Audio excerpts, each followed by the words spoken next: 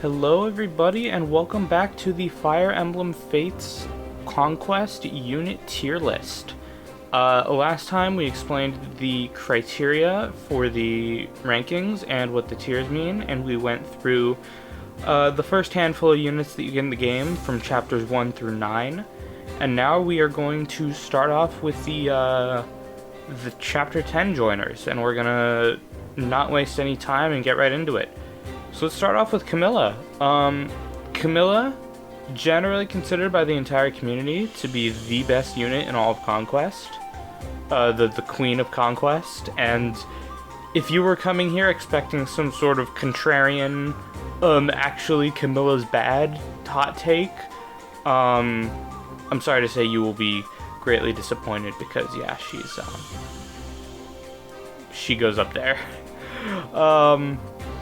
Yeah, I don't know what you were expecting. If you expected me to say Camilla's bad, she's top of S tier for sure, best unit in the game by far. Where do you even start? First of all, let's start with her bases. Her bases are something like it's like 23 strength, like 21 speed, like 18 defense, 15 resistance, 30 something HP. Like I don't know the exact numbers, but it's something like that. Like ridiculous stats for a chapter 10 unit. Absolutely phenomenal. And really good growths too, particularly in the strength and speed departments. She joins as an 8 movement flyer. She joins with C rank and axes, meaning she can use the dual club at base, which is really useful. And the steel axe as well, which is really good might.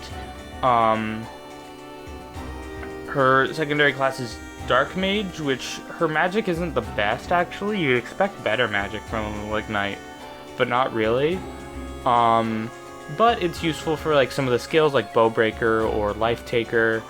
And she has really easy access to other good skills like Stronger Post, HP plus 5, and Soul, and stuff like that, because she has fast friendships with both Selena and Baruka. Not to mention, because she's so strong, you can make her even stronger by attaching someone like Arthur or Keaton to her and get fighter that way. Really easy to turn her into a Berserker late game, give her Axe Fair after getting Trample. Just so easy to like damage stack on Camilla and to just rip enemies apart. Also, for some reason, even though she is a pre-promote, her internal level is like really low. Like, she has stats of like a unit that promoted at level 20, or maybe not at level 20, but like stats of a unit that promoted like pretty late. But for some reason, her internal level, it's acted as if she promoted really early.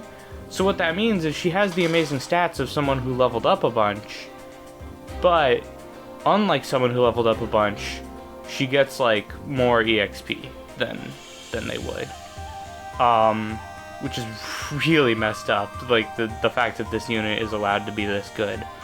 Her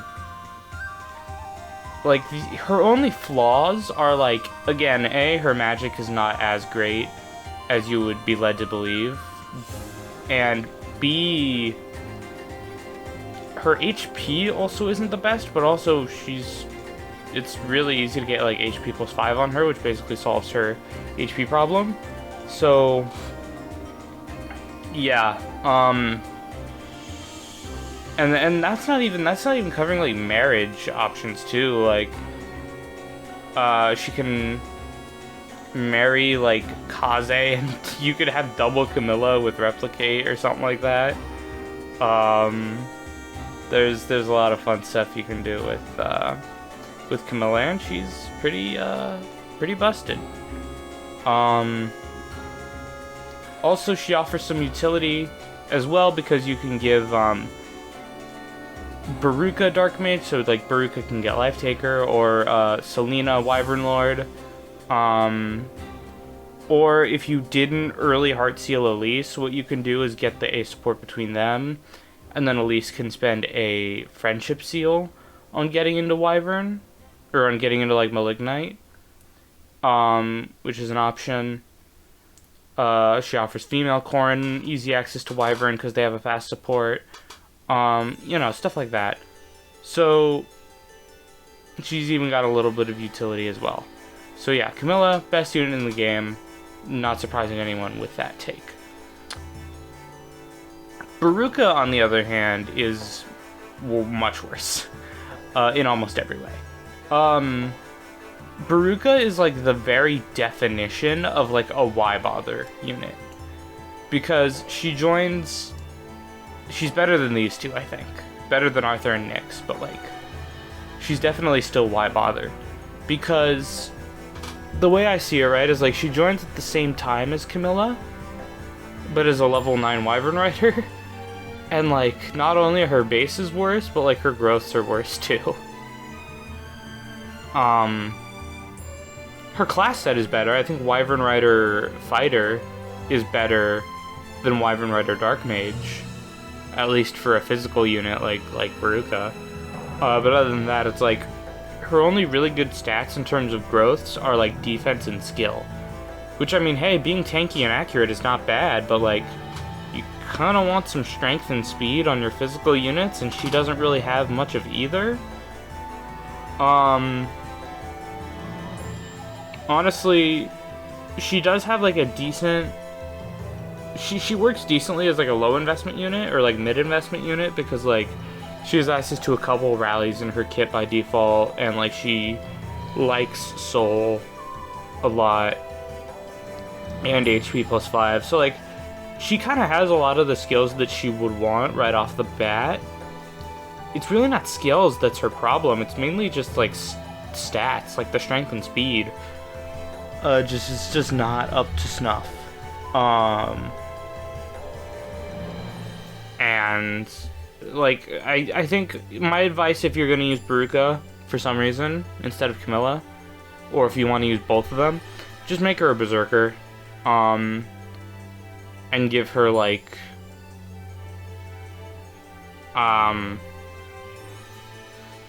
give her a backpack like, I don't know, like Benny or something. And give her soul and axe fair and all that, and HP plus 5 and all that. And she can do decently well. Again, C tier is not for bad units, it's just for units that are just like kind of heavily outclassed. And Baruka definitely fits that to a T. Next we move on to Selena. So, I actually don't know what the general consensus is on Selena in terms of how good she is. I feel like a lot of people will put her here or here, but here's my big hot take for the video.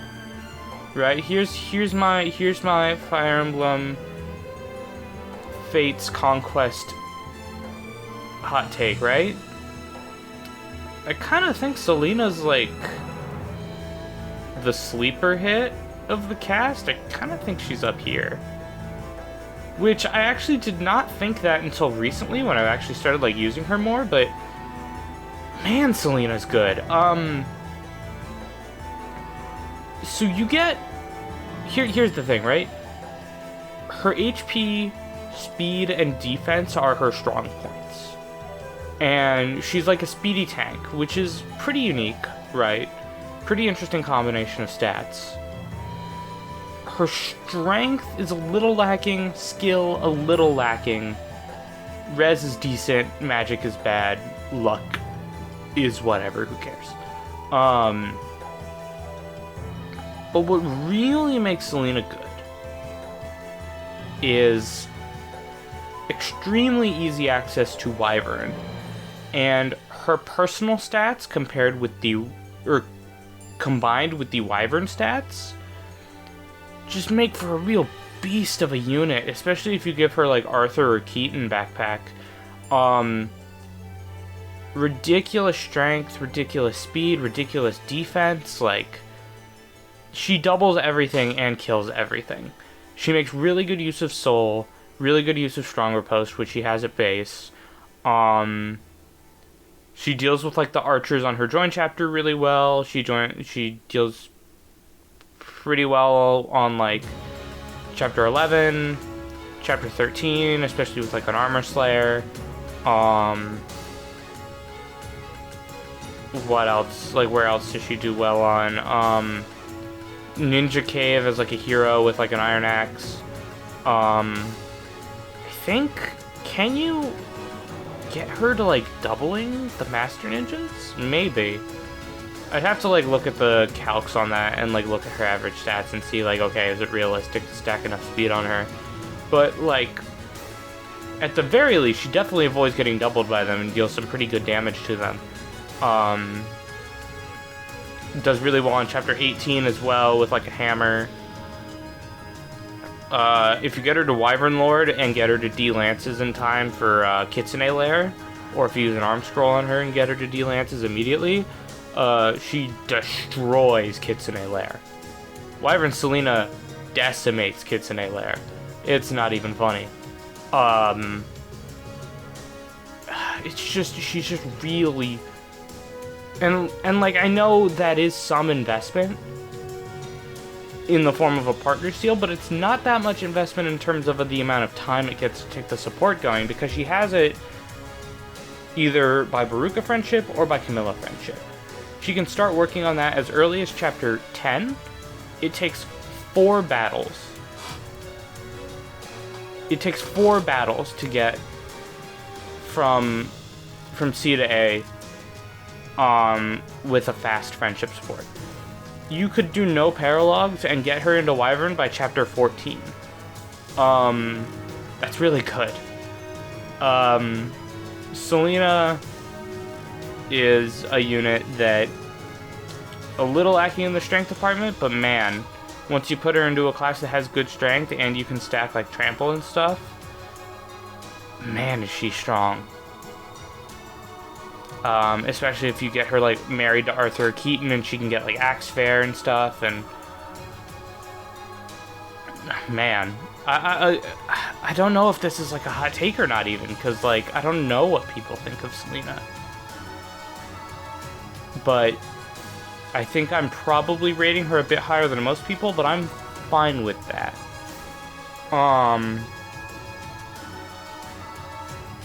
But yeah, that's my take on Selena. Moving on to Kaze. Kaze's definitely in one of the B tiers. I'm just trying to decide which B tier it is, plus or minus. So Kaze joins you at the end of chapter 12, or end of chapter 11, sorry. And just has a ton of speed and resistance. Just a ton of it. And skill. Ton of skill too. But not much in terms of defense or strength. The thing about Kaze is he's incredibly consistent. He will always level skill speed reds. He's always gonna be, he's the fastest unit in all of Fates, like, period.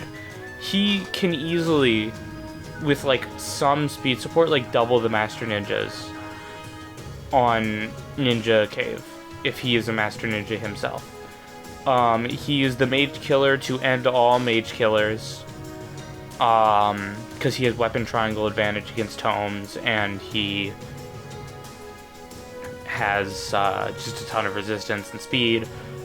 Super useful on chapter 13 against like a Rochi squad. Super useful on chapter 16, and he also has a lot of utility. And actually, now that I'm thinking about the utility, I think he is B+ tier instead of B-, because he is one of the few ways that other people can get a Hoshido class in Conquest. He gives people ninja. So, for example, marry him to Camilla to get her replicate.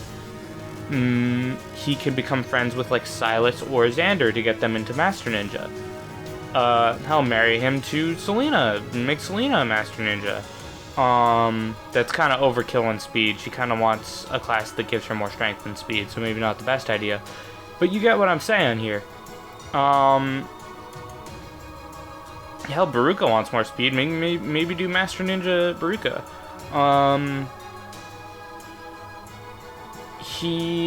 He's incredibly consistent and offers that utility, so I think for that he goes in B+.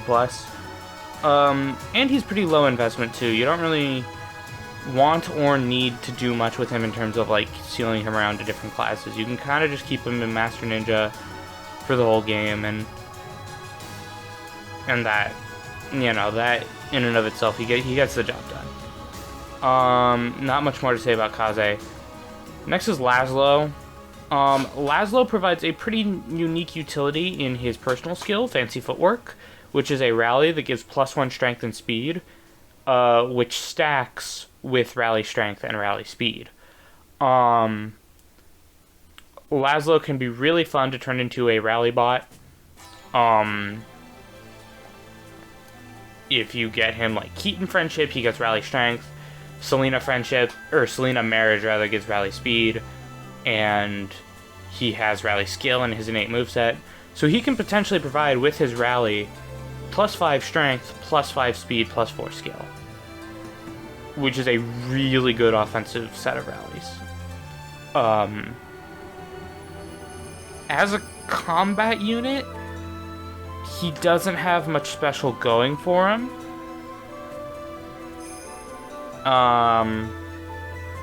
And honestly, I think that's going to make him our first B- tier unit.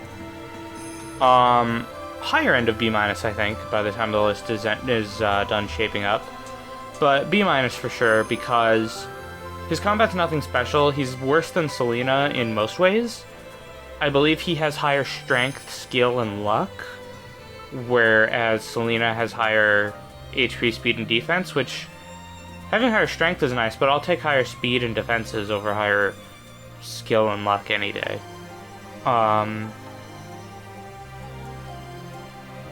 Laszlo just... he's fun to use as a rally bot, don't get me wrong, but outside of that, like as a combat unit, he's nothing special. And he doesn't have anything like captures or anything like that to put onto the table either. And yeah, that's pretty much all I have to say about Laszlo. And I think his fellow retainer Perry is going to go right next to him. Perry has a really unique personal ability, just like Laszlo, Bloodthirst. Which is it Bloodthirst or Bloodlust? I can't remember what it's called. Blood something. When she gets a kill, she gets +4 to Strength, Magic, Skill, and Speed for the rest of the turn. And that stacks with Fancy Footwork, and it stacks with Inspiring Song, but it counts as a rally, so unfortunately it does not stack with other rallies. If it did, I might place her like here, because you could do some ridiculous like enemy phase stat stacking. But as it stands, you can still do some really good stat stacking, but not like ridiculous levels. To where you can get like, you know, +12 speed or something on Perry. Perry, overall, I think it's mostly just like a worse Silas in a lot of ways. Where, again, she starts off with a nice set of skills. She has Elbow Room and Shelter, but her alternate class is Dark Mage, which is like not useful at all, aside from like Life Taker maybe. So she pretty much needs investment in the form of like supports in order to get into a good final class. Unless you just want to stay with like Great Knight or something. Her high growths are in Strength, Speed, and Res, which is not bad. Especially the Strength and Speed. But man, just in terms of classes, she's really, you know, she's really not up to par with some of the others. You can like, she has a fast support with Laszlo, so you can like marry her to Laszlo and make her like a hero or something, and maybe try and like make her an enemy phase unit with like Soul and Stronger Post and Bloodlust and all those bonuses stacked up on top of each other. But honestly, I do think she's just kind of a worse Silas in a lot of ways. Not bad. She's still solid. She can still put in work, but man, is she not, like, compare her to someone like, say, Jacob, or Selena, or Odin, or Ephir against Silas, and she just doesn't compare. We're going on a bit of a streak here, putting units in B-, because next we have Benny.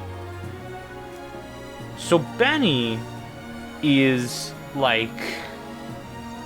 It's kind of funny, because they hit you with Effie in the early game, and they're like, okay, revolutionary idea. An armor knight that actually kills things, right? An armor knight with ridiculous strength. How cool is that? And then they hit you with Benny in the mid-game, and they're like, okay, what if we just made a regular Fire Emblem armor knight again? With just like a ton of defense and HP, but like no speed and like just okay strength. A thing that I find funny about Benny is that his stat spread actually outside of his awful speed is actually really good, because he has like surprisingly solid resistance and skill. So his stat spread like actually pretty solid outside of the low speed. And of course you can get him Wary Fighter to negate the fact that he always gets doubled. But that's kind of a liability, because Benny essentially has 4 skill slots. Because one of them is always dedicated to Wary Fighter, and that kind of sucks.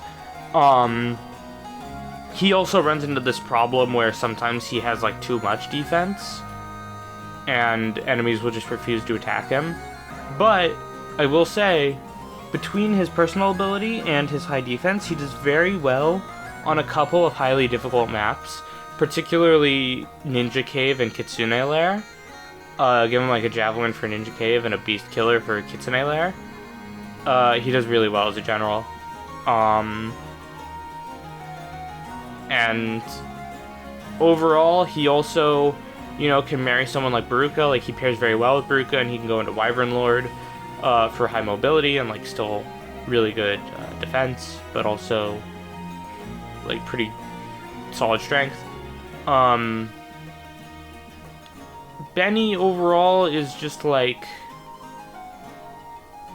he's funny because he's basically immortal once you get him Wary Fighter plus a couple of other things, because his alternate class is Fighter, so you can go Hero and get HP plus 5 and Soul, and once he gets those plus Wary Fighter plus like Pavis plus like Armored Blow, right? Suddenly you have this unit that just never dies.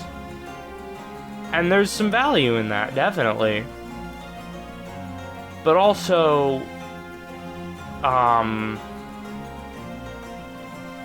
you know, not being able to do a ton of damage in return is a problem.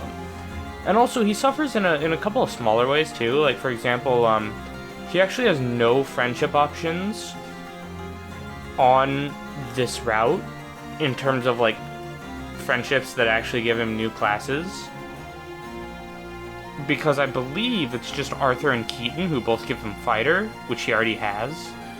So that's not useful. Meaning he has to marry someone if he wants access to a new class, and doesn't just want to be stuck in like whatever he currently has. And also he starts like relatively high level for when he joins, or like yeah, when he joins, he starts off like not gaining too much experience from the enemies he fights. And he's stuck in a very unfortunate position at the back of Chapter 13, so it can be a little hard to catch him up to the rest of the group, and have him see a lot of combat in his joint chapter. So the game is unkind to him in a couple of smaller ways as well, that lower his ranking a bit. Again, still solid, very few bad units in this game. Benny's not bad, but he's definitely, I think, on the lower half of the list. Um, then we have Charlotte.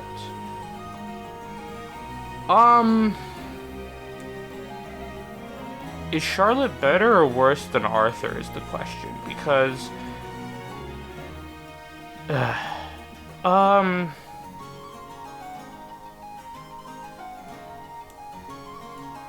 you know what? No, she's slightly better, I think. So here's the thing. Charlotte's like kind of a meme, honestly, because she has amazing HP, amazing strength, amazing speed, horrible everything else. Also, she joins underleveled, and with Gamble. So she's really hard to train in her join chapter, despite the fact that she earns a lot of EXP because she's so underleveled. She gets like a lot of crit and a lot of attack, like in Berserker. And funnily enough, her second class is Troubadour, which is just really funny to me. But Troubadour is like situationally useful for like Tonebreaker, I guess. But you mainly just want to stick to Berserker and whatever she gets out of like support options. The main thing, a lot of what I said about Arthur kind of applies to Charlotte as well. You know, some accuracy problems. Except Charlotte's even tougher to train on her joint chapter than Arthur is on his. And she has worse availability than Arthur, less time to build supports, you know, yada yada yada. If you're familiar with why availability is so important, then you already understand what I'm saying. But I'm giving her the edge over Arthur because I feel like generally in this game, women have easier access to fighter than men do. Because a lot of women can marry either Arthur or Keaton. And then, like, Camilla has Baruka friendship, and Baruka has it in her base kit, and stuff like that. And of course, Charlotte is a fighter in her base kit as well. So a lot of women have easy access to fighter in Conquest. Not so with men. Outside of Arthur and Keaton, who have it in their base kit, I can't really think of anyone else. Like, Laszlo can get it from Keaton friendship. And Shura also has it. And that's about it. But Charlotte gives men an option to get it through marriage. And that's a pretty good utility, especially for someone like, say, Xander. So I'm actually going to put her above Arthur for that utility of allowing men to go into fighter. So yeah, Charlotte, not that great. Again, like Arthur, she's funny. And like, she's fun. But in terms of what's optimal, I don't think you can justify placing Charlotte super high up. Okay, now for my actual hot take. I know I said Selena was my hot take, but I actually have no idea because I have no idea how people rate her. Here's my actual hot take. Leo? Feel like a lot of people will put him here. I totally disagree. I think Leo's here. I think Leo's amazing. Leo is one of the few units who can reliably tank, like, he's one of the few units with reliably good defense and resistance at the same time, simultaneously. And he's a magic user, so he has like permanent 1-2 range, so he's always going to be able to counterattack the enemies that hit him as well. His growths are really good magic, really good like defense, like solid speed, skill, just like everything except for like strength, and even then his strength is like okay. But what's really good about Leo, in my opinion, is he's, again, like Odin, he benefits from some of the things that Odin does. He, again, can be pretty good in, like, really good in Chapter 14, really good in Chapter 16, can be good in Chapter 17 if you have the Calamity Gate. You know, really good in Chapter 18. Just like that stretch that from when he joins to, like, he's not good in Kitsune Lair, but from that stretch of, like, 14 to 18, he's really strong, and he does really well in a lot of the child paralogs as well. But he benefits from some of the things that Odin does. For example, he benefits from the fact that magical wives are not in very high demand. So, like, one of your magical wives is going to Odin, right? Probably Elise, but also there's, like, Nyx or Felicia. And then Leo can also get Nyx or Felicia. So if Odin takes Elise, Leo gets his pick, and if Odin takes one of them, then Leo can always have the other. Or even, like, Azura. Azura makes a pretty good wife for him as well. Leo overall really benefits from the fact that they're not in high demand because he can get a really easy backpack. Even if you choose female Corn and you get Jacob earlier, Felicia joins you at the end of Chapter 15, and Leo joins at the beginning of Chapter 14, but also 15 is the Azura Corn Gunter chapter, so you can't use him anyway, so she basically comes one chapter after he does, if you pick female Corn. And then obviously she comes several chapters before him if you pick male. So either way, pretty easy access to Felicia, to Nyx. He can't marry Elise for obvious reasons, but, you know, that's fine.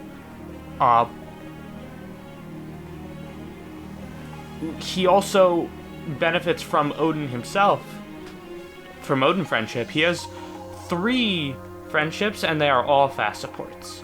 Xander, Niles, and Odin. And by far the best option is Odin for Samurai.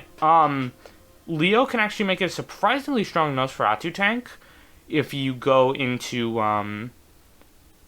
Swordmaster or Master of Arms to get Vantage, and then go into Nosferatu, or go into Sorcerer, sorry, and use Nosferatu. He can make a really strong Nosferatu tank that carries you through the mid-game and even through some of the late game. Or you can make him a Super Sorcerer. You can get Life and Death as well. Make him a Life and Death Sorcerer.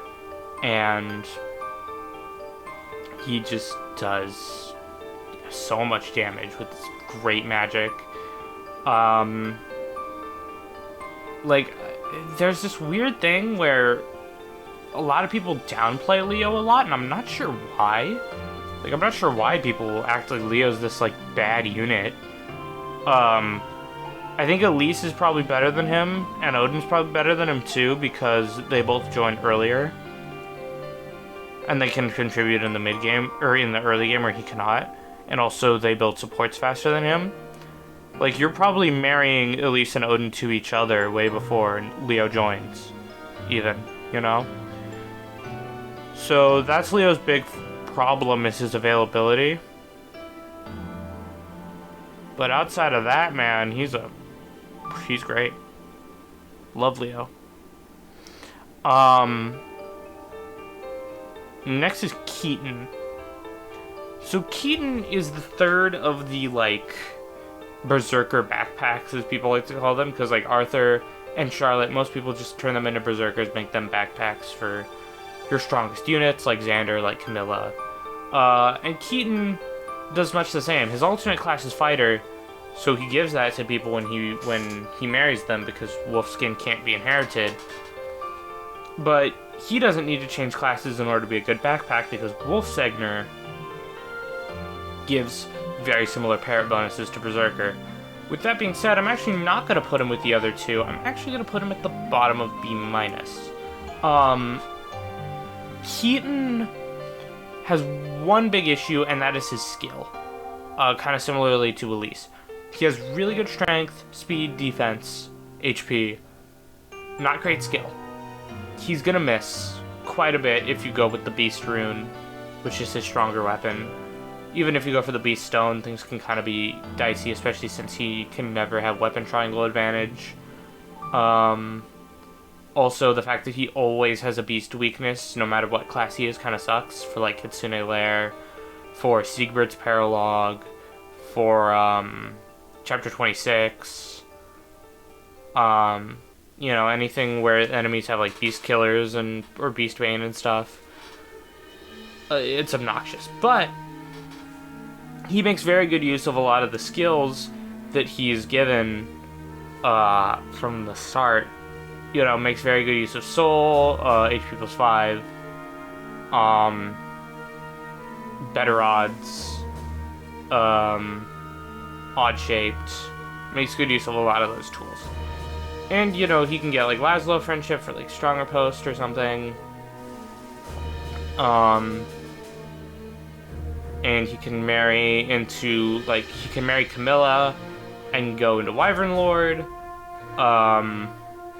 He can become friends with Benny and go into, like, Great Knight or something. Or General, pick up, like,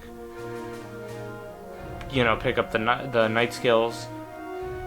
Overall, I just think he's kind of a more, again, because of the skill issues and because of the later availability, I don't think he's great. But I definitely think he's a lot more solid than the other two fighters down here. I think he's solidly B-. This is just the episode of filling up B- tier, I feel like. Because we ended last episode with 0 units in B- tier, and now we have 5, because, yeah, guess what, I'm putting Gunter there as well. So Gunter's really funny to me. Very odd unit. He joins Chapter 15, but gets a ton of auto levels, and his bases are really high. Really high for some reason. Especially, like, his skill. For some reason, he has, like, 20-something skill, like, high 20s. Like, almost 30 skill at base. It's so silly. But yeah, he comes as a Great Knight with, like, solid weapon ranks. I think he has, like, C in Lances and Axes and, like, a D in Swords. So, like, he can wield all kinds of effective weaponry and stuff, and ranged weapons, and forged weapons and stuff like that. And he's not too far off from being able to use, like, the B rank stuff. He provides great utility with his personal skill, which makes Korn more powerful and more accurate whenever Gunter's paired up with them. And because he has so few support options, he's given 3 sets of classes instead of 2. He has Cavalier, he has Wyvern Rider, and he has, I believe, Mercenary. So, and also, he shares a property with Felicia and Jacob where he levels to 40 and he gains promoted skills really quickly. So he can get Armored Blow really quickly, and then, like, Trample, and then, you know, Soul, and like, Breaker skills too, like Sword Breaker and stuff, and Shuriken Breaker and stuff. He could just get a huge variety of skills. And he can even, like, become friends with Jacob and become a butler and support with, like, Jontium and debuffs and stuff, and healing. So you might be wondering, why is he only in B- if I'm listing all these positive things? It's because his growths are fucking atrocious. Like, actually some of the worst in the entire Fire Emblem series. It's really funny. And really sad, but also, like, his high bases and his ability to stack up skills makes him pretty useful. And also the utility of being a great Corrin backpack as well. So yeah, I think he's solid for all those reasons, but god damn, it's a good thing he has all those positives, because his growths are just atrocious. Then we have Xander.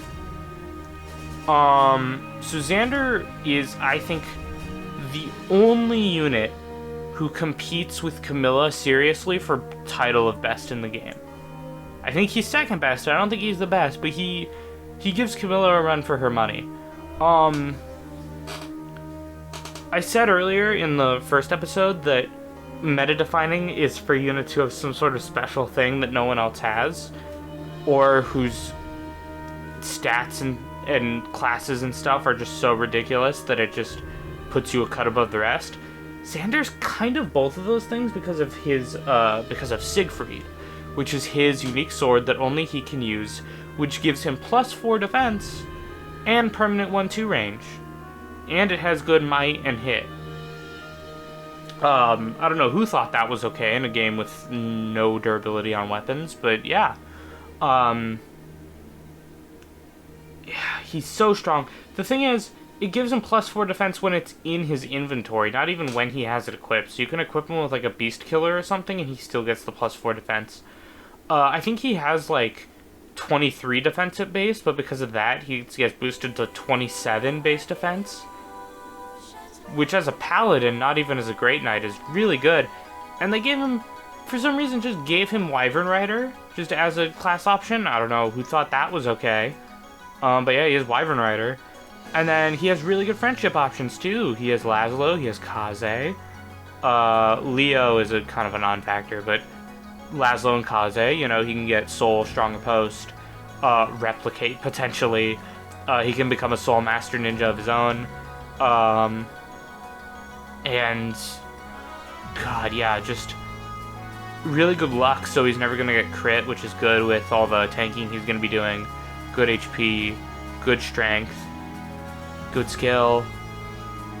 The only bad things about Xander are A, his resistance kinda bad, B, his speed not bad but not great either. He's not gonna get doubled, but it's kinda rare that he's gonna double either. Amazing enemy phase unit. Amazing unit in general. Definitely worth a lot of investment, because the more you invest into him, he just gives so much return on investment. It's insane. Xander is easily top 3, if not number 2, or maybe even number 1, but I think number 1's going a little bit too far. But God, he makes the game so much easier. Shura is next, and Shura... Here's the thing about Shura, right? He's not a bad unit. He joins at the end of Chapter 16, which is admittedly fairly late for a unit in Conquest. But what do you get out of it? Well, you get a unit with a lot of... kind of similar to Kaze, actually. Except he has more strength than Kaze. And also 3 class options. I believe it is Outlaw, Fighter, and Ninja. So those are some really good class options. And he has staff utility. The thing is, his growths kind of suck. They're not as bad as Gunter's, but they're not great. But here's my question to you. Why bother with Shura when you can kill him for boots instead? I'm putting him in why bother because of the boots. That might be a little unfair to him. Actually, he's better than those guys. Just because his bases are so good, but yeah. Yeah, poor Shura. He will always be remembered as the guy who can be turned into boots. Poor guy. Now we move on to Flora. Oh yeah, I should also mention with Shura, no supports other than Corrin. And you're probably not marrying Corrin to Shura. So, yeah, he's hurt by that. Flora. Flora is the first unit we're going to put in bad. Flora joins at between chapter 18 and chapter 19, I believe. Pretty late. She comes with good weapon ranks. I think it's like C in daggers and B in staffs, so she can use like a lot of staffs. She has good staff utility. Her bases are a mixed bag. She has really good skill, pretty solid mixed strength and magic. Like, she's a solid mixed attacker. Solid resistance. Pretty mediocre speed. She joins right before Kitsune Lair, where she's a bit of a double-edged sword because she needs speed support to avoid getting doubled, but she's also an accurate user of the Hunter's Knife. So she's pretty good on that chapter overall as long as you help her with speed support. But, man, her growths outside of, like, skill kind of suck. And, like, her class options are weird. I think it's, like, Mercenary and Dark Knight and Troubadour. Or, sorry, Dark Mage. Mercenary, Dark Mage, Troubadour. But also, like, her magic growth isn't that great, even if you put her in, like, Sorcerer. Her defenses just aren't that great. Like, her HP is pretty bad, and her resistance is good, but not her defense, really. So she doesn't make great use of, like, Life Taker or Soul or anything. Honestly, her best use is just as a staff bot, but, like, you should definitely have better staff users at this point who can also contribute more outside of their staffs. Like, say, Dwyer. Like, you should definitely have Dwyer by this point, and he will definitely be better, or, like, Strategist at least, if you decide to do that. Or one of the two of either Felicia or Jacob. Like, that's the thing. Felicia or Jacob will, no matter what you do with them, pretty much always be better than Flora, because they can rack up skills like she can't. Also, she only supports Corrin. So yeah, she's late join time, kind of whack combination of stats and classes. Some solid bases, but some pretty whack growths. Yeah, sorry, Flora. You're just not very good in my eyes. Speaking of not very good, Izana, who joins in between chapters 22 and 23, I believe, which is really late. That's really late. You have like 5 chapters left, 6 chapters left, something like that. Probably gotten all or at least most of the paralogs done too. He's joins as a level 5 Great Master, and pretty much the only thing you need to know, or not a Great Master, sorry, Onmyoji. Pretty much the only thing you need to know is that he has staff utility, and he joined Rally Magic and Rally Luck. And those are unique rallies in Conquest. No one outside of Corrin with a certain talent and their spouse can get Rally Magic and Rally Luck. And that is some useful utility, and I think despite having worse availability than Flora, his unique utility in those rallies puts him above her. With that being said, he has like awful availability, and his combat is like whatever. Yeah, he's not great. And I think we've been going for around 50 minutes or so. I think now that we're done with the first generation, I think that calls it for part 2. The list is shaping up a little bit more. Only put a couple people in Amazing this time, fleshed out the lower tiers quite a bit, but also put a couple of people in the higher tiers as well. And next time we will go over all of the 2nd gen units. So yeah, hope you all enjoyed this one. If you have any disagreements, if you want to argue with me about any of the placings, feel free to do so in the comments. Make your case for why certain characters should be higher or lower. I'd love to hear, some points. And other than that, yeah, I hope you all enjoyed. And I will see you all for the next and final episode of the Fire Emblem Conquest tier list.